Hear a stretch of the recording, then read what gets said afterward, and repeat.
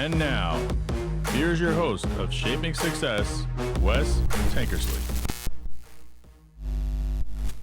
What is up, everyone? Welcome to Shaping Success. I'm your host, Wes Tankersley. Before we get started, I need you to do me a huge favor. I'm trying to grow this YouTube channel of mine. I know you listen to the podcast possibly on audio, which is great, and I enjoy that, and I appreciate that. But if you do have a YouTube channel or YouTube subscription, please go over there and subscribe. I'd like to get that thing to 1,000 followers. I'm currently at 294. All the videos typically go up there unless it's a guest who doesn't want to be seen on video, because I do interviews on video. I'm recording this right now on video, and I'm going to put this on YouTube. So there you go. If you could please do that, like, share, subscribe. If you're looking for merchandise, I have it. I have shirts, I have stickers, I have hats, I have all kinds of stuff that you can rock your Shaping Success gear.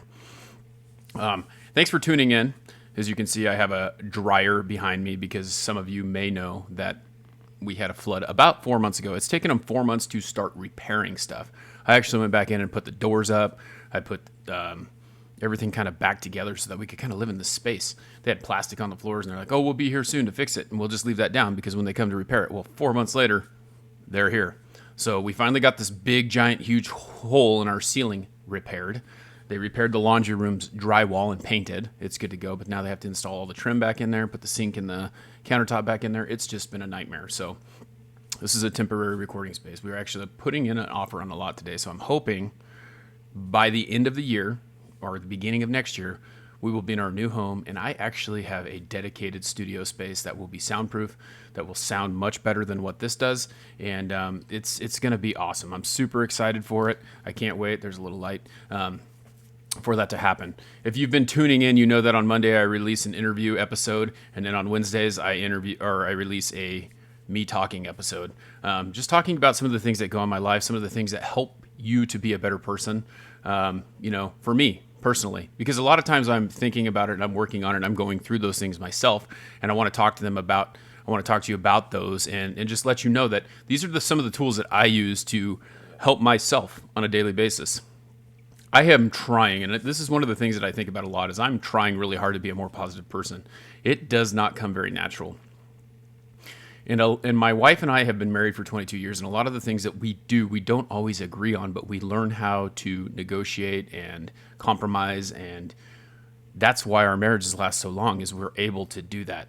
It's tough. It's not easy. I have to dig deep. I have to think about the ways that I need to work on myself and have a good conversation about things. And yesterday I was going to record this episode, but we were arguing about something, and I just didn't feel like I could sit here and talk to you about what's about competition, which is what today's topic is going to be about, without like being in a good headspace and talking about it. I feel much better today. We've worked things out. We've agreed on some things, and we're moving on. So I love my life. I think that it's great. It's the things that we're doing, the places that I've gone, the things that I have that I would have never thought or never dreamed of having. I was told from a young age that I needed to go to college to be successful. Well, I pissed my parents off, and I went and worked at Les Schwab for 11 years instead of going to college because I flunked out of college, and I wasn't a good student. I didn't want to go to school, so I wasn't a good student. And then something happened. I hurt my knee pretty bad. Like, I actually had my knee replaced in November, but that is about 14 years after I destroyed it and needed to have it replaced.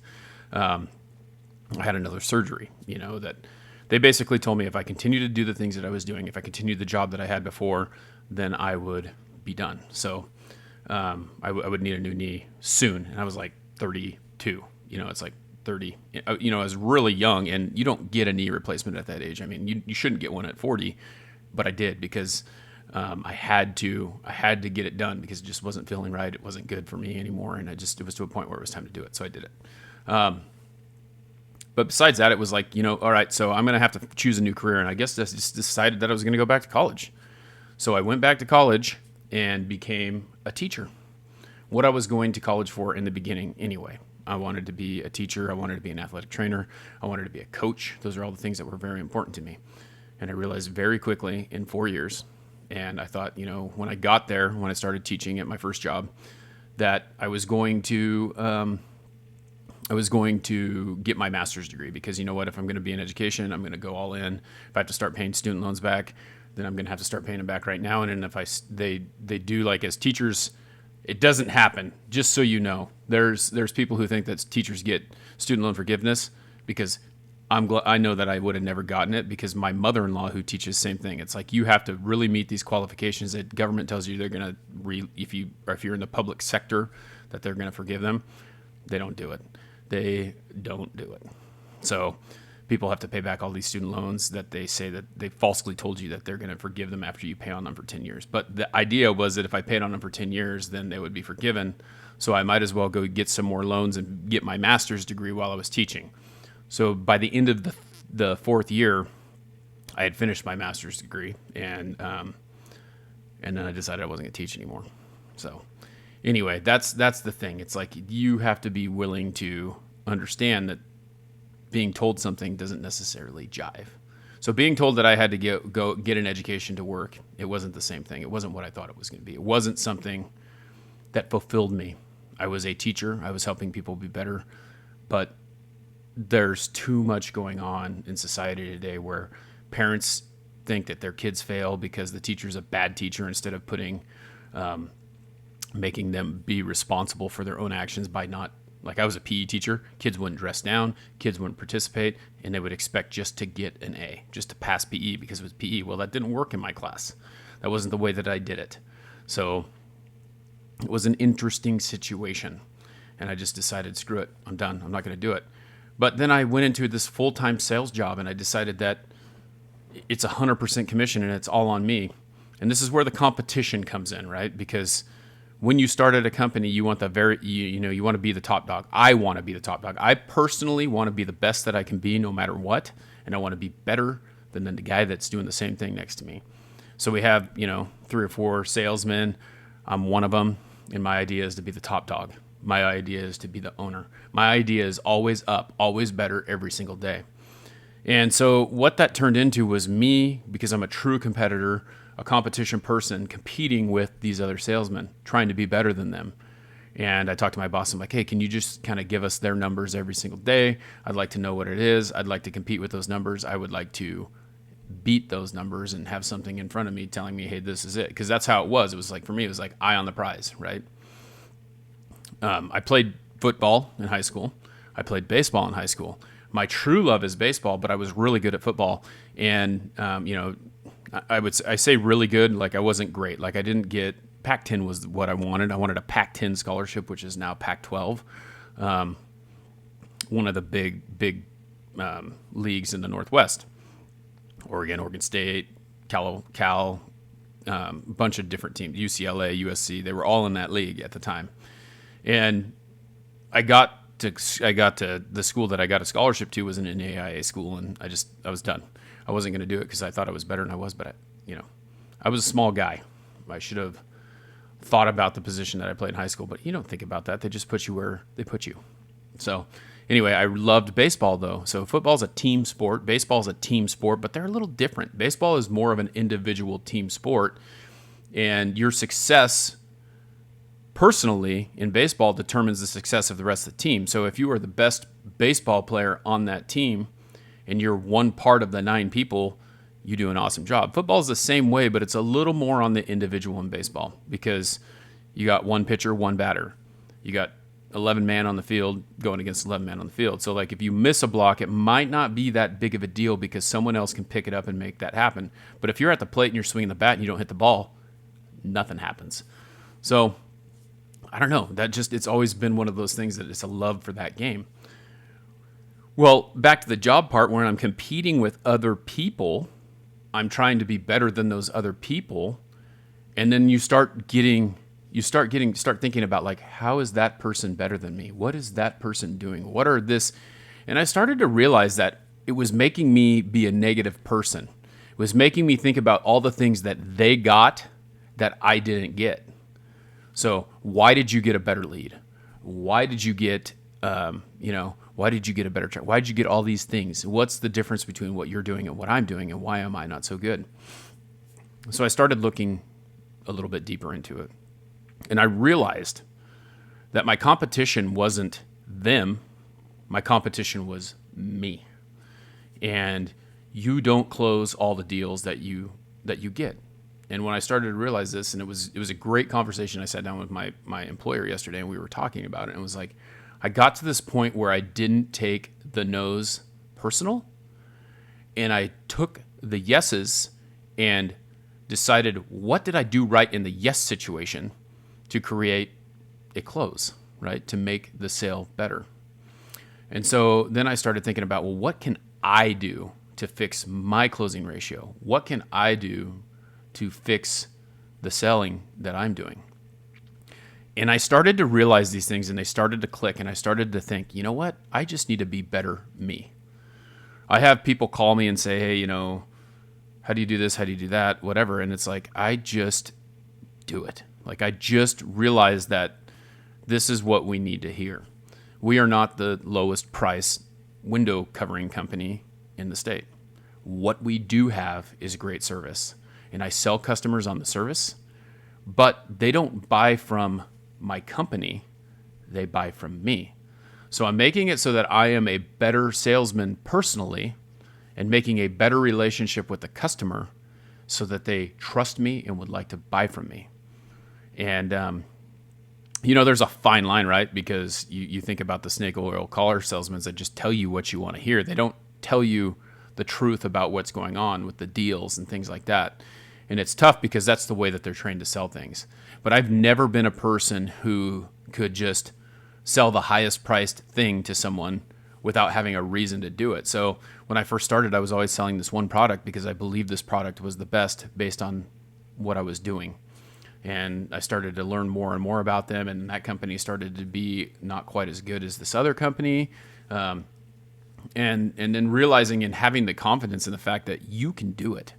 You are the best you.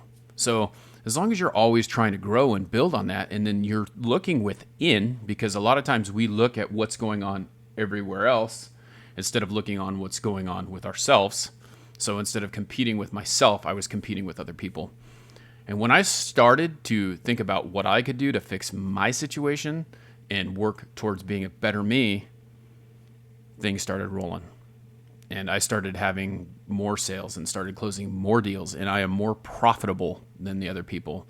And I stopped looking at like comparing myself to what this person is doing. Their dollar amount may be higher, but their net amount is lower because I've gotten so good at upselling and selling better products and educating people on what they should do. And I have a better knowledge of how things work. And it just turned into something that just made me better. So that's my big thoughts on competition. Honestly, like competition is something good. I think everyone should be a competitor because if you don't have any desire to be better at what you're doing, then you're not moving. And it doesn't matter if you want to be a manager or if you just want to be, you know, the person behind the counter at the cash register that checks things out. Be the best damn most efficient one that you can be. Find ways to improve yourself every single day, no matter what it is. If it's reading a book, if it's talking to people. The best part about this podcast for me is talking to every single individual and gleaning information from them about how they did things to be successful in what they do, no matter what it is. They could be a TikToker. They could be a used car salesman. They could be a lead singer of a band. They could be a baseball player or a sports athlete, but they all have one thing in common, and that they're trying to be better every single day. And they control the things that they can control. I cannot control the leads that the other person is getting. I cannot control all the things that are going on with what the other person is doing. But what can I control? I can control that no matter what is put in front of me, I do the very best thing to my ability, no matter what, and those things will take care of themselves. And if you look at your closing ratio and it's low, and we're talking about sales, I mean, this is life in general, whatever it is, but I'm talking about this closing ratio. If I looked at that closing ratio and it was low, there's a reason why it's low. Because, like I said, you do have people that shop around. But I've heard this more times than not. Your price was higher than mine or than the other person's, but we liked you. So you have to earn that trust in anything that you're doing. You have to build a relationship with whatever it is. And building those relationships, even in life, is something that makes you better. I have built some great relationships that have ended up becoming great interviews on my podcast, you know? And that's the thing. It's like those relationships that you build are gold. So don't dismiss anyone no matter what. Don't say, hey, you know what? I don't care. Like, I mean, for instance, I have interviewed Noah Nelson. I created a relationship with my friend Jay Finning. That created a relationship with my friend Catherine H. Cox. That got me an interview with Noah Nelson, who is basically her nephew. So there you go. And Noah Nelson's dad is Craig T. Nelson. And Craig T. Nelson is a famous actor. And Noah's an awesome writer. And he's been on Coach and things like that. So those relationships that you cultivate with people that you're in your circle may end up being something that, you know, may make your day better. May lead you to something that, hey, I know that guy. Maybe that person could get me a job, or maybe I am in the right circle. But when you hang out with these people who tell you that you're negative all the time and things don't go the way that you want, and then they tell you that what you're doing is stupid and they don't support you, you're never going to reach out and do those things. So that's it, man. That's it. That's what I got for you today. This is raw, unedited cut. I do this every week on Wednesday. We drop. This episode is going to be dropping here next Wednesday. We're a week behind.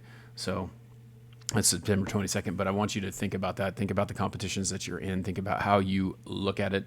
Don't compete with others. Compete with yourself, because yourself is your own worst enemy. The majority of the problems that you have are between your two ears because you think that someone else got something that you shouldn't get. But make the best with what you've got.